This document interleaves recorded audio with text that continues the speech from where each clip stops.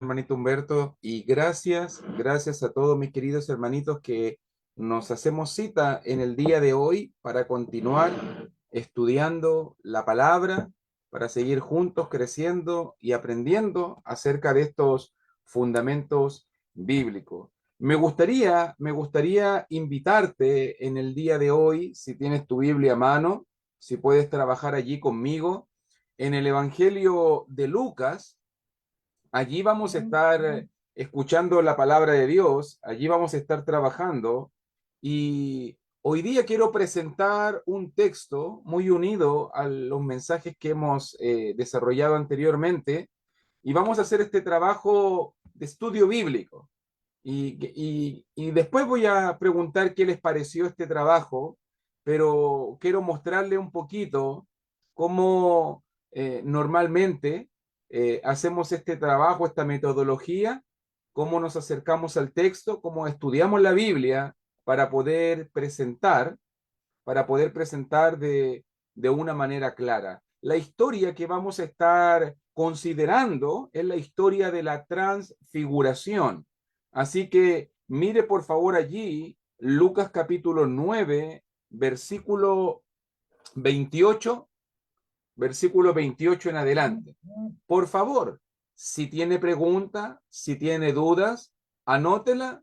Al final de la lección podemos abordar las preguntas que usted tenga. ¿Ok? Y mire cómo comienza Lucas capítulo 9, versículo 28. Y mire la primera oración. Aconteció como 8 días después de estas palabras. Fíjese muy bien la primera oración de este texto bíblico y me llama la atención porque cuando consideramos Lucas capítulo 9, versículo 28, el dato, el dato específico de tiempo, algo que nos dice el contexto, cuándo sucedió la escena, note que dice como 8 días. Y inmediatamente comienzo a pensar, tal vez tú te lo estás preguntando ahora mismo, si tienes bagaje dentro de los evangelios sinópticos. Yo me acuerdo de la historia de la transfiguración y me acuerdo que Mateo 17, ¿se acuerda de Mateo 17? Que es el pasaje paralelo. Recuerde que muchas veces la misma historia está relatada en los distintos evangelios y muchas personas utilizan Lucas 9:28 como una contradicción aparente, como una contradicción aparente. Porque si tú miras conmigo, por favor, por eso que dije que vamos a trabajar mucho en la Biblia hoy día, mira por favor allí en Mateo capítulo 17, versículo 1, contándonos la misma historia, contándonos la misma historia. Fíjate cuál es la primera frase que dice allí. Seis, 6 días después. ¿Cómo? No, Lucas dice 8. Ahora Mateo dice 6 días después. Y me quedó la duda. Dije, a ver, ¿cuál es el otro pasaje sinóptico paralelo de la transfiguración? Marcos 9. Mire Marcos 9:2 ahora. Solo estamos sumando para llegar a un punto. Y en Marcos capítulo 9, versículo 2, quiero mostrarle el trabajo que hacemos normalmente. También Marcos 9:2 dice, añadiéndole un poquito más, 6 días después. Entonces, Mateo 17:1, 6 días después, Marcos 9:2, 6 días después, y Lucas capítulo 9, versículo 28, como 8 días. Y la gente dice, ¿viste? Aquí hay una contradicción. ¿Cómo es que uno dice 6 días? ¿Cómo es que el otro dice 8 días? Alguno de los autores tiene que haberse equivocado. Si esto fue inspirado por el Espíritu Santo, ¿por qué no dice exactamente lo mismo? Y mucha gente se confunde, hermanito, y estos son los problemas aparentes digo yo, que a veces los estudiantes de la Biblia nos encontramos, pero ¿cómo podemos resolver, cómo podemos resolver una situación como esta? Te lo repito, Mateo 17:1, 6 días, Marcos 9:2, 6 días, Lucas 9:28, como 8 días. ¿Cómo podemos resolver esta situación? Pareciese, pareciese aquí que hay un error o una contradicción. Alguien aquí se equivocó, pero no, mi querido hermanito, no, mi querida hermanita, nunca, nunca, primera gran verdad a ser aprendida, nunca la Biblia se contradice a sí misma, nunca. Nunca vamos a encontrar un error de la palabra. Puede haber errores de traducción, pero nunca, nunca un error de la palabra, porque Dios es perfecto y su palabra es perfecta. Entonces, si vemos aparentemente un error, tal vez soy yo el que no lo entiendo bien, tal vez soy yo que no me he hecho las preguntas correctas y a veces la gente es tan rápida para decir, mira, acá hay un error, mira, viste, aquí hay una contradicción. No hay contradicciones en la palabra, hermanito. Entonces nota que, ¿cuál es la palabra clave para poder entender bien esta contradicción aparente? ¿Cuál es la palabra clave allí en Lucas capítulo 9 que me puede ayudar a entender cuándo sucedió esta historia? Mira cómo te estoy mostrando el trabajo que hacemos constantemente los predicadores. Miramos la Biblia, miramos los evangelios sinópticos, analizamos las palabras, miramos las contradicciones aparentes y encontramos luz, encontramos claridad donde muchos encuentran tiniebla. 6 días, como 8 días. Y mira muy bien, porque te voy a decir la clave, esa es la idea. Allí en versículo 28 de Lucas capítulo 9, hay una palabra allí que nos ayuda mucho a entender cuándo fue el tiempo específico. Y es la palabra cómo. Nótalo, cómo. Y la palabra cómo es un comparativo. No describe exactitud. ¿Cómo 8 días? O sea, hay que analizar muy bien, y a mí siempre me ha gustado ese análisis, de repente analizarlos cómo. Por ejemplo, en el día de Pentecostés, ¿se acuerda cuando se predicó el Evangelio en su plenitud? Y cuando en ese momento el apóstol Pedro predicó la palabra, nos dice que se bautizaron como 3.000 personas. No fueron 3.000 personas, no fueron 3.000 personas, fue un aproximado, pudo haber sido más, 3.001, 3.100, pudo haber sido menos, 2.800, 2.900, pero el autor bíblico, para no darnos un dato exacto, nos da un aproximado, un comparativo, como 3.000 personas. El cómo, el uso del cómo, o en ese mismo día, cuando fue derramado y descendió el Espíritu Santo, dice que el Espíritu Santo apareció en los apóstoles como lenguas repartidas de fuego, como lenguas. No eran lenguas, no eran lenguas de fuego. Y ve que la gente a veces, no, las lenguas de fuego, fuego, fuego. No, no había fuego en Pentecostés. No había fuego en Pentecostés. Lenguas como de fuego. Es diferente como fuego, parecido al fuego, semejante al fuego, a fuego.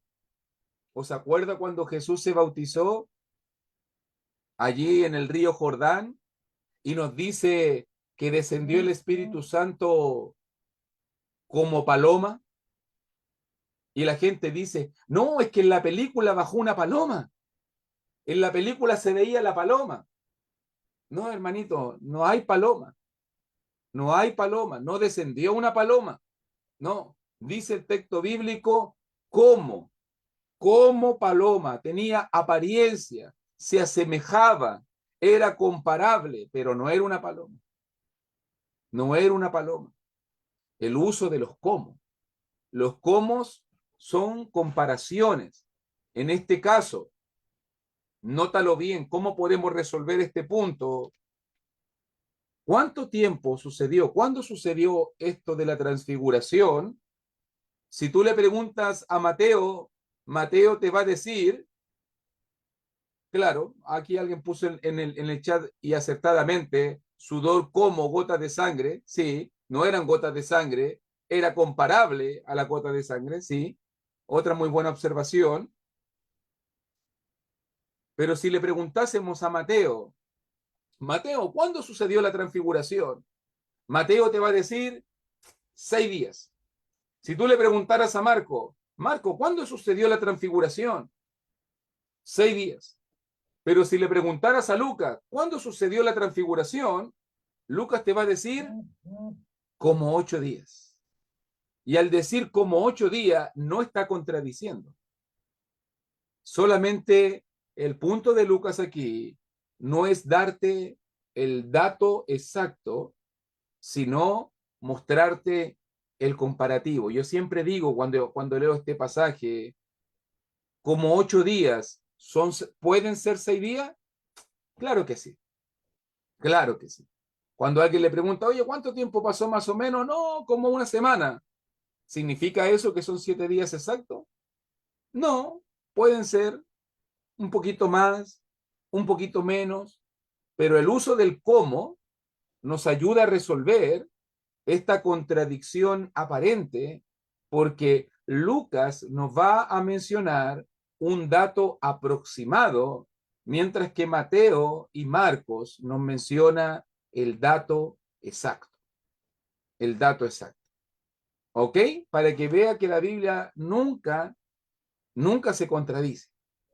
Entonces dice el versículo 28, aconteció como 8 días después de estas palabras. Y otra pregunta que siempre nos hacemos cuando estudiamos la Biblia, las palabras, ¿cuáles palabras? ¿Qué palabras? Y note muy bien que eso nos ayuda a mirar el contexto. Usted sabe que el contexto es todo lo que rodea el pasaje, nuestro pasaje. Entonces, para poder conocer el contexto de un pasaje, tengo que leer hacia arriba, tengo que leer hacia abajo, tengo que hacer observaciones para ver de qué me está hablando el pasaje.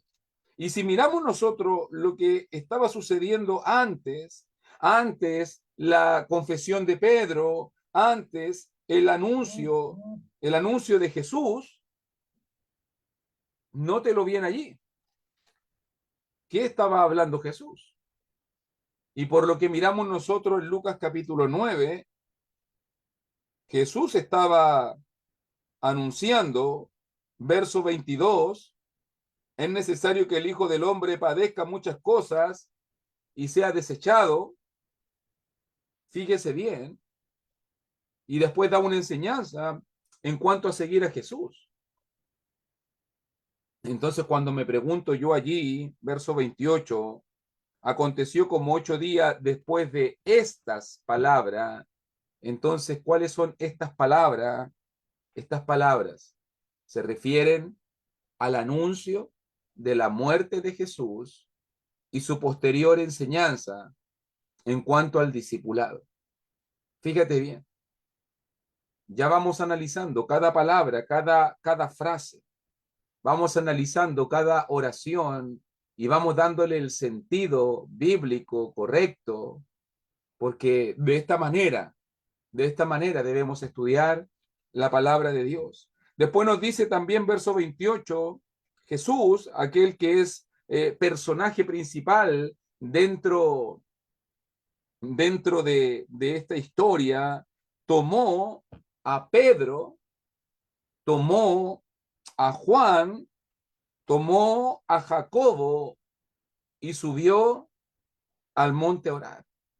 Y siempre me ha llamado la atención, siempre me ha llamado la atención por qué Jesús tomó a estos tres varones.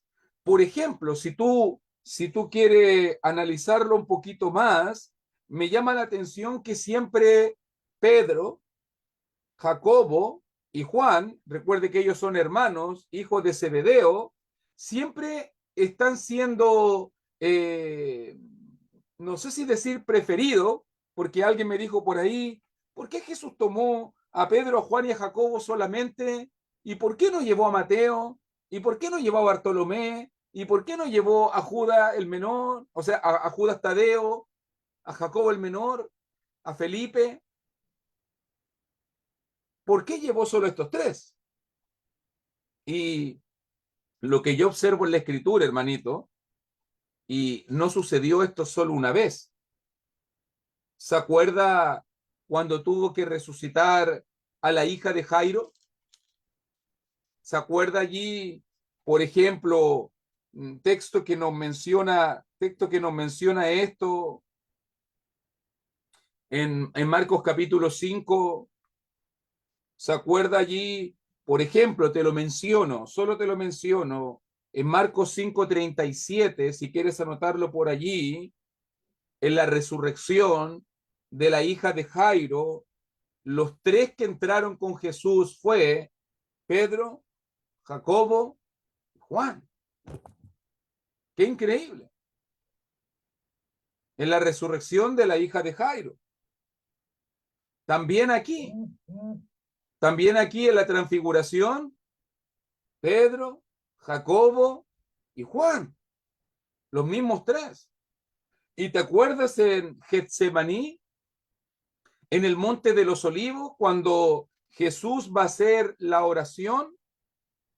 Cuando Jesús va a clamar al Padre, te lo menciono allí en Marcos capítulo 14, verso 33, nuevamente nos dice, y tomó consigo a Pedro, a Jacobo y a Juan, y comenzó a entristecerse y a angustiarse. Tres eventos significativos e importantísimos. Una resurrección, la transfiguración de nuestro Señor Jesucristo, la oración final, cuando un ángel del Señor vino allí al monte de los olivos, a Getsemaní, a fortalecer, y allí los únicos presentes era Jesús, Pedro, Jacobo y Juan. Y siempre me he preguntado, ¿por qué? ¿Por qué Jesús eligió a tres de sus apóstoles? ¿Por qué no eligió a los 12? ¿Hay aquí alguna acepción de persona? ¿Hay algún favoritismo? Jesús, que nos mandó y nos enseñó a amar a todos con igualdad, sin preferencia, sin favoritismo, ahora él quiere favorecer solo a tres de sus discípulos. Usted sabe la respuesta. Usted sabe que no. Jesús no hace acepción de personas. Entonces, la pregunta que nos hacemos, ¿por qué? Es muy válida. ¿Por qué Jesús eligió a estos tres hombres? ¿Por qué Jesús llamó a un lugar especial y aparte a estos tres hombres, considerando los eventos? Una resurrección, algo maravilloso, milagroso, la transfiguración, cuando Jesús revela su gloria, o incluso en el momento clave y crucial, cuando está en el Getsemaní, y allí sus sudores como grandes gotas de sangre, como sangre. que cae sobre la tierra y un ángel del Señor vino a fortalecerlo. ¿Por qué? Y comencé a mirar, hermanito, en el ministerio de Jesús y me comencé a dar cuenta acerca de estos hombres. Quiero invitarte a este análisis. ¿Por qué Pedro? ¿Por qué Jacobo? ¿Por qué Juan? Son preguntas válidas que podemos hacernos y podemos ir a la Escritura por lo menos para poder mirar o vislumbrar un poquito alguna respuesta. Por ejemplo, pensemos un poquito en Pedro. ¿Quién es Pedro? Pedro el pescador, Pedro el impulsivo, Pedro el terco, Pedro el que sirve con 100 al Señor, el que da todo por el Señor, pero que en un momento se desanima, se va, se aparta, vuelve a la pesca. Pero fíjate muy bien que en el Evangelio de Mateo hay algo maravilloso que sucede, por ejemplo, en Mateo capítulo 16, cuando Jesús está preguntando, ¿qué piensa la gente de mí? ¿Te acuerdas que el único que respondió, tú eres el Cristo, el Hijo del Dios viviente? Allí en Mateo 16:16, y en ese momento la misma boca de Dios estaba hablando por Pedro. No te lo reveló carne ni sangre, dijo Jesucristo. Lo que tú has dicho no te lo reveló carne ni sangre. Y en ese momento Jesús le hace una promesa a Pedro. Jesús le dice, y yo también te digo, estoy leyendo Mateo capítulo 16, verso 18, que tú eres Pedro, y sobre esta roca edificaré mi iglesia, y las puertas del Hades no prevalecerán contra ella, y a ti, Pedro, y a ti te daré, verso 19, las llaves del reino de los cielos. Y todo lo que atares en la tierra será atado en los cielos, y todo lo que desatares en la tierra será desatado en los cielos. Y Pedro recibió una promesa de parte de Jesús, que él va a recibir las llaves. Recuerda la función de las llaves, abrir y cerrar una puerta. Para eso sirven las llaves. Entonces Pedro va a tener el privilegio de abrir y cerrar las puertas del reino de Dios aquí en la tierra. Y sabemos nosotros, yo sé que no debo explicarte esto porque tú lo sabes muy bien, que esa promesa se cumplió el día de Pentecostés, allí en Jerusalén, entre el 30 a 33 después de Cristo, cuando el apóstol Pedro se puso en pie allí en el templo y predicó el evangelio en toda su plenitud, allí en Hechos capítulo 2, y aquel día, por la predicación de Pedro como líder, con los 11 apóstoles, más de 3.000 personas, como 3.000 personas, fueron evangelizadas y bautizadas. Fíjate muy bien. Entonces, por lo que veo en la palabra, Pedro va a ser un varón muy importante. Pedro va a tener la misión más importante de todas. Pedro va a ser el primero que predique la palabra en su plenitud, el primero, el que abra los fuegos, el primero, el que anuncie el evangelio y el que abra las puertas del reino para todo el mundo. Fíjese el privilegio de Pedro. Él va a ser el primero que va a abrir las puertas del reino para todo el mundo. ¿Ok? Entonces digo, estoy entendiendo. Pedro fue alguien muy importante y tenía promesas de Jesús. Ok, pero ¿y qué pasa con Jacobo, por ejemplo? ¿Qué pasa con Jacobo? ¿Quién es Jacobo? Recuerda que Jacobo es parte de los Boanerges. Marcos 6, Marcos 3 también lo dice. Es de los Boanerges, los hijos del trueno, arrebatados e impulsivos como ningún otro. Hombres que cuando predicaban y la gente no oía, Señor, mandamos a que caiga fuego para que los mate a todos, porque aquí no quieren escucharnos, Señor. Así eran los Boanerges. Así de impulsivos y arrebatados eran tanto Jacobo como Juan. ¿Te acuerdas que tan impulsivos eran ellos que un día llegaron con Jesús a hacerle una petición? Esa petición que llegó a dolerle a los otros apóstoles. Llegó la madre de Jacobo con Juan, llegó Jacobo y Juan, y en ese momento le dijeron: Señor, tenemos una petición. Te estoy parafraseando por si acaso lo que aparece en Mateo capítulo 20, esa historia de la petición especial de Jacobo, de Juan y de su madre, aparece en Mateo 20 en adelante, por lo menos de Mateo 20, desde el versículo 20 hasta el versículo 24. Y allí se acerca su madre junto con Jacobo y Juan y le hacen una petición: Señor, cuando venga tu reino, Señor, quiero que mis hijos, cuando venga tu reino, uno se sienta a tu derecha y el otro se sienta a tu izquierda. Quiero, Señor, que le des a mis hijos un lugar de preferencia, de favoritismo, un lugar especial. Quiero que Jacobo y Juan se sienten uno a tu derecha y el otro a tu izquierda. Imagínense la petición de Salomé y de sus hijos, compitiendo por lugares. Obviamente que esto le molestó a los otros 10 apóstoles, porque ellos también siempre vivían peleando quién era el mayor y quién era el superior y quién era el que estaba más cerca de Jesús.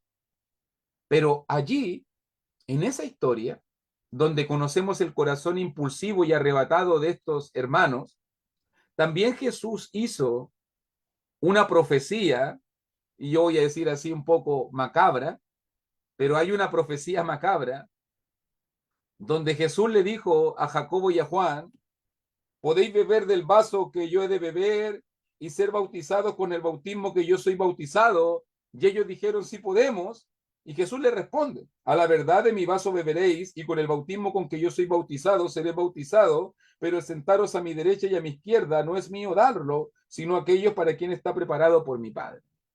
Y entendemos nosotros que el texto bíblico aquí acerca de la copa y acerca del bautismo que se está señalando, no está hablando de una copa literal, tampoco está hablando de un bautismo literal, sino aquí está hablando de simbolismo. ¿Cuál es la copa que ellos van a beber? ¿Cuál es el bautismo? ¿En qué van a ser sumergidos? ¿En qué van a ser sumergidos? Y obviamente que entendemos por lo que dice la palabra de Dios que tanto Jacobo como Juan van a sufrir. Esta es una profecía del martirio. Esta va a ser una profecía de que tanto Jacobo como Juan van a morir como mártires y van a sufrir en su muerte. Y cuando miro el libro de los Hechos, ¿usted sabe cuál fue el primer apóstol que murió? ¿Te acuerdas ahora? Yo estoy tratando de unir todos los hilitos y mira cómo se van uniendo. ¿Te acuerdas cuál fue el primer apóstol que murió? ¿A quién le cortaron la cabeza? En Hechos capítulo 12, en Hechos capítulo 12, te lo doy como referencia, nos dice que el primer apóstol, Esteban, fue el primer mártir cristiano en general, pero el primer apóstol que murió por causa de la predicación de la palabra, dice Hechos 12:2, y mató a espada a Jacobo, hermano de Juan. El primer apóstol en morir, hermanita, fue Jacobo. Fíjate que tenemos a Pedro, el primero que va a predicar, y tenemos a Jacobo, el primero que va a morir, el primero que tiene que estar preparado para dar su vida, para poner su cabeza por la causa de Cristo. ¿Y qué decir de Juan? ¿Qué podemos decir del apóstol Juan uniendo estas ideas? ¿Te acuerdas quién fue el que escribió Apocalipsis? ¿Te acuerdas? Y dice la tradición que el emperador Domiciano intentó quemarlo, intentó hervirlo vivo en aceite, eso dice la tradición, y como no pudo matarlo, lo envió preso a la isla de Patmos. Allí un ancianito, allí un decrépito ancianito, encadenado a una roca, encadenado, recibió la revelación final de Dios, el Apocalipsis. Y allí se selló la escritura. Entonces, mira cómo voy pensándolo y analizando. Pedro fue el primero que predicó. Juan va a ser el último que va a predicar la palabra. Jacobo va a ser el primero que va a morir y Juan va a ser el último de los apóstoles que va a morir. Entonces, te das cuenta que estos varones son especiales y diferentes. Parece que Jesús los está capacitando de una manera especial porque entiende que las misiones que ellos van a tener van a ser sumamente importantes y especiales, aún dentro del grupo de los apóstoles. O sea que Jesús los capacitó. Qué bueno fue para Jacobo ver la resurrección de la hija de Jairo. Qué bueno fue para Jacobo y Juan ver al ángel fortalecer a Jesús, ver la gloria de Jesús a Moisés y Elías, porque esto le va a infundir ánimo y aliento, esto le va a infundir fuerza espiritual, porque ellos van a llevar un ministerio mucho más profundo, mucho más grande, mucho más comprometido. Hay que ser muy fuerte para ser el primero en morir. Hay que ser muy fuerte para pasar al frente y decir, yo voy a morir por Cristo. Hay que ser muy fuerte para perseverar como Juan y hasta viejito, hasta los últimos años de tu vida y terminar tu vida sirviendo fielmente al Señor. Hay que tener mucho empuje y mucha fuerza para pararse delante de más de 3.000 personas, miles y miles de personas, y predicar en Pentecostés. Entonces Jesús los toma y los quiere capacitar, y por eso que en estos acontecimientos los capacita de una forma especial, porque Él entiende que ellos van a tener una misión especial. Y dice allí también Lucas 9:28, con qué propósito Jesús toma a Pedro, a Juan y a Jacobo y subió al monte a orar. Una cosa que destaca mucho el Evangelio de Lucas, por ejemplo, en Lucas 5:16 o en Lucas capítulo 6, versículo 12, una de las cosas que siempre se destacan en el Evangelio de Lucas es el ministerio de oración. Jesús se dedica a orar. Jesús es un siervo, un discípulo, un señor muy dedicado a la oración. Como dice allí en 5:16, Jesús se apartaba a lugares desiertos y oraba. O 6:12, en aquellos días fue al monte a orar y pasó la noche orando a Dios. O sea, Jesús siempre se dedica mucho a orar. Y eso me tiene que indicar algo, hermanito. Si Jesús, que es divino, si Jesús, que es Dios, si Dios necesitaba conversar con Dios, imagínese nosotros. Si Dios necesitaba conversar con Dios, si el Hijo necesitaba conversar con el Padre, si el Hijo necesitaba la fortaleza del Padre, si el Hijo necesitaba la consejería del Padre, la ayuda del Padre, ¿cuánto más tú y yo, cuánto más nosotros? ¿Cuánto más nosotros? ¿Te fijas muy bien? La importancia del ministerio de la oración. Jesús se dedicaba a orar. Cuando tenía que tomar grandes decisiones, Jesús se dedicaba a orar. Cuando Jesús tenía que hacer cosas, cuando tenía que resolver algo, cuando necesitaba un consejo, cuando necesitaba ayuda, Jesús oraba. Se dedica a la oración. Ahora va con estos 3 discípulos a orar. Y qué maravilloso es lo que sucede cuando oramos, porque va a decirnos allí en Lucas 9:29, y entre tanto que oraba, la apariencia de su rostro se hizo otra, y su vestido blanco y resplandeciente. La transfiguración. La metamorfosis es la palabra que se utiliza en el idioma original. Jesús cambia su aspecto. Jesús muestra, evidencia su gloria. Y me imagino allí a Pedro, a Jacobo y a Juan. Fue un largo viaje. Acuérdate que subieron un monte, tienen que haberse hecho preparativos, tienen que haber andado cargados, tienen que haber estado transpirados, cansados. 4 hombres subieron un monte, cansados y transpirados, llegan arriba y de repente Jesús se pone a orar y todo cambió. Y en ese momento todo cambió. La apariencia de Jesús, el rostro de Jesús comienza a resplandecer, a brillar como el sol.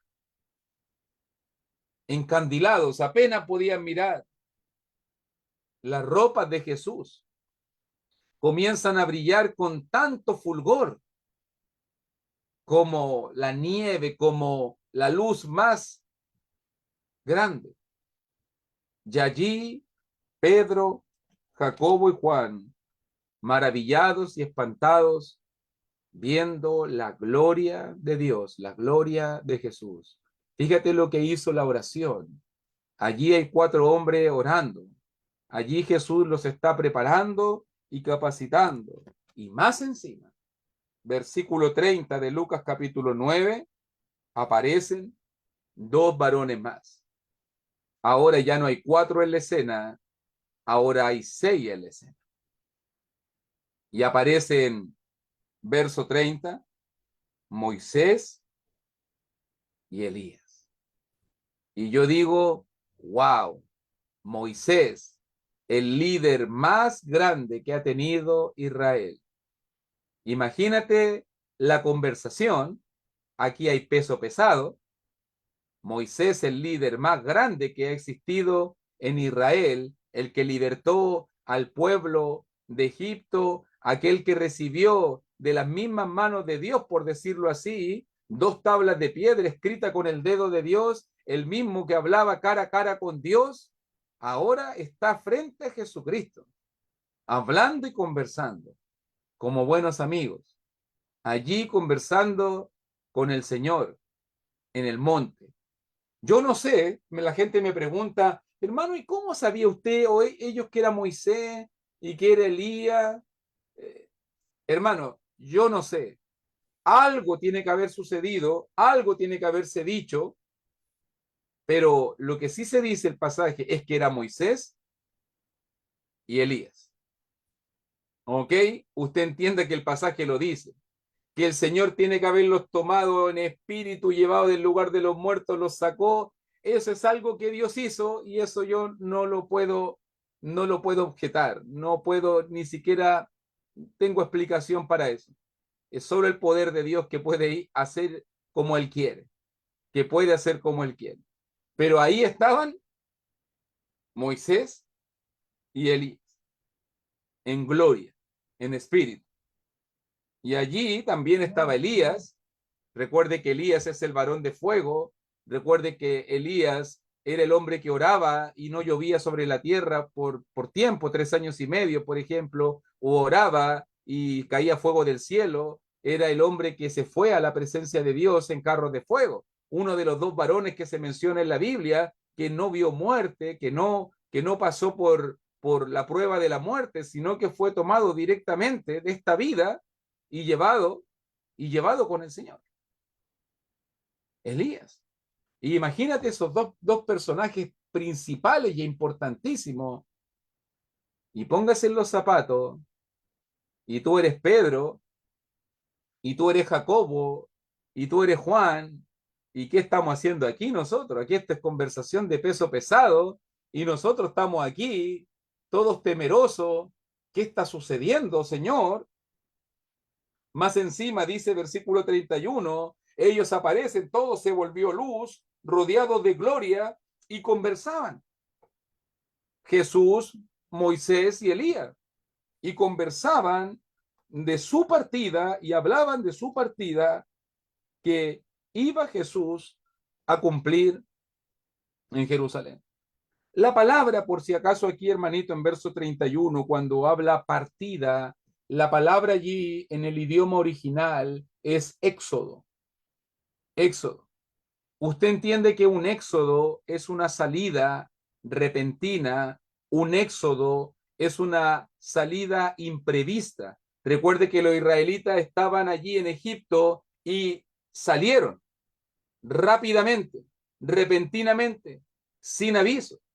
Entonces, nótalo bien, porque cuando se habla del ministerio, del martirio, cuando se habla lo que va a pasar con Jesús en Jerusalén, la palabra elegida es éxodo. Así como Israel tuvo su éxodo en el tiempo de Egipto, también Jesús ahora va a tener su éxodo, su salida repentina de este mundo, que se va a cumplir en Jerusalén. Y qué mejor que Moisés, el líder del éxodo, para aconsejar a Jesús, qué mejor que Elías. Elías sabe de éxodos. Claro, un día estaba caminando por ahí, un día cruzó el río y de repente el carro de fuego de Dios, pum, se lo llevó. Elías sabe de éxodos. Elías sabe de partidas, de salidas repentinas, inesperadas. Moisés sabe de esto. Así que el tenor de la conversación era ese. Y vuelvo a llamar la atención. Pedro, Jacobo y Juan estaban allí haciendo esfuerzos por no quedarse dormidos. Verso 32. Estaban allí maravillados, boquiabiertos, sorprendidos y veían la gloria de Jesús y a los dos varones que estaban con él. Por si acaso, Pedro nunca se va a olvidar de esto. Nunca.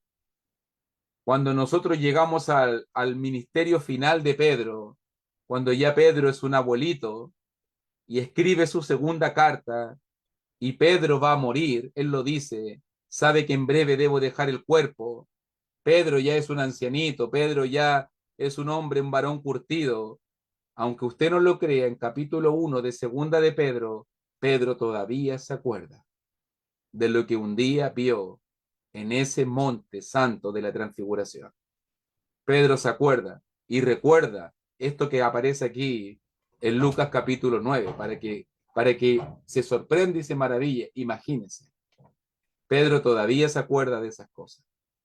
Tan marcado y grabado le quedó en su mente y en su corazón esto que sucedió aquí en este monte. Y allí Pedro habla como siempre. Usted sabe, versículo 33. Pedro el impetuoso, Pedro el que siempre dice lo que piensa y Pedro el que nunca piensa lo que dice.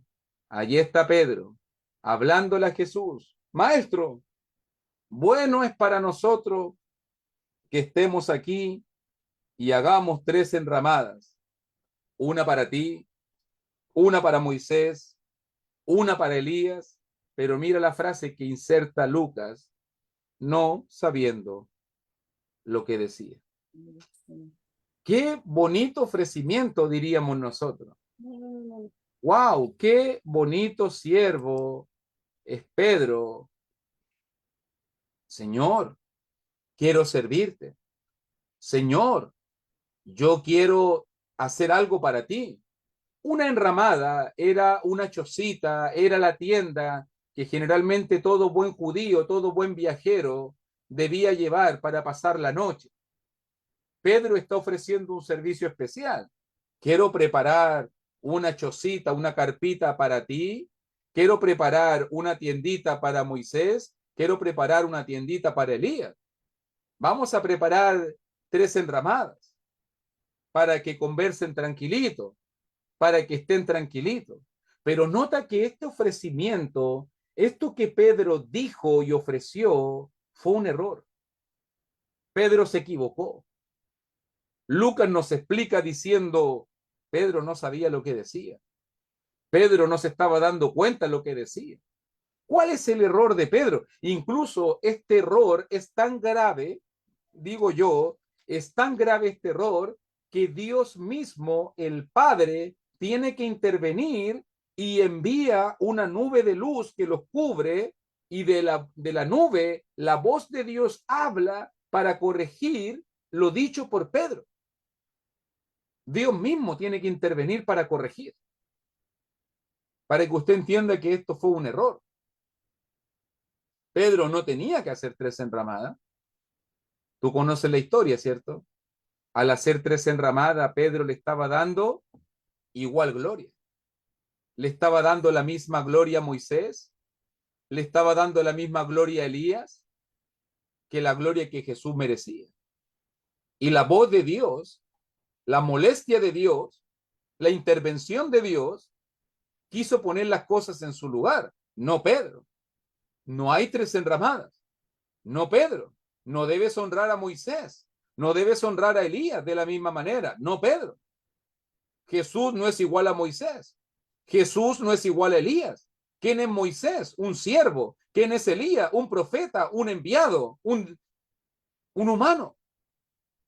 Pero Jesús no es un enviado. Jesús no es un siervo. Jesús no es un mensajero. Jesús es el Hijo de Dios. Totalmente diferente. Totalmente especial. Totalmente apartado.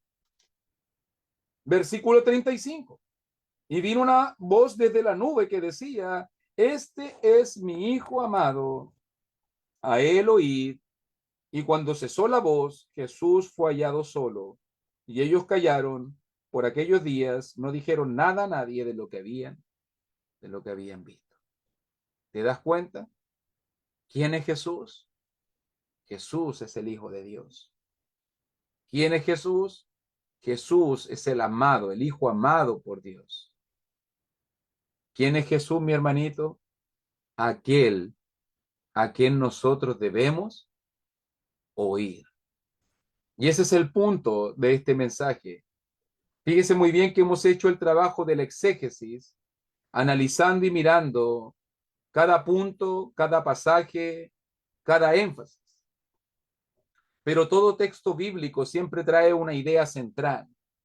Y la idea central la encontramos aquí en 9:35, porque la manifestación de la gloria de Jesús, porque todo en esta historia está señalando a un solo punto: Jesús el divino, Jesús el Hijo, Jesús el amado por Dios, el que Dios tiene complacencia. Jesús es el único que nosotros debemos oír, a él oír. No debemos oír a Moisés, no, un simbolismo del Antiguo Testamento, la ley, no, no debemos oír a Elías, un simbolismo de los profetas, no, nosotros debemos oír a Cristo, al único que debemos oír, al único que tenemos que seguir. La única palabra que tenemos que escuchar es la palabra de Cristo. La única palabra que nos va a salvar es la palabra de Cristo. El único portavoz, el único y final portavoz de Dios para estos tiempos es Jesucristo. Nosotros no andamos escuchando nuevas revelaciones, nosotros no queremos nuevos mensajes, nosotros no seguimos hoy en día ni a profeta, ni a ninguna cosa, ni a ningún sueño, ni a alguna revelación. Nosotros solamente seguimos la voz de Cristo, porque allí en el monte de la transfiguración, porque allí en la nube de luz, la única persona autorizada, Dios lo señaló: este es mi hijo, escúchenlo a él. No señaló a nadie más, no apuntó a nadie más. Cuando pasó todo, Jesús estaba solo.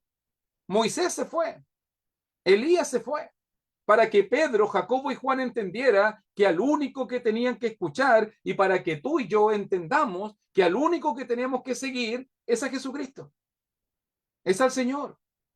El único que tenemos que oír es al Señor.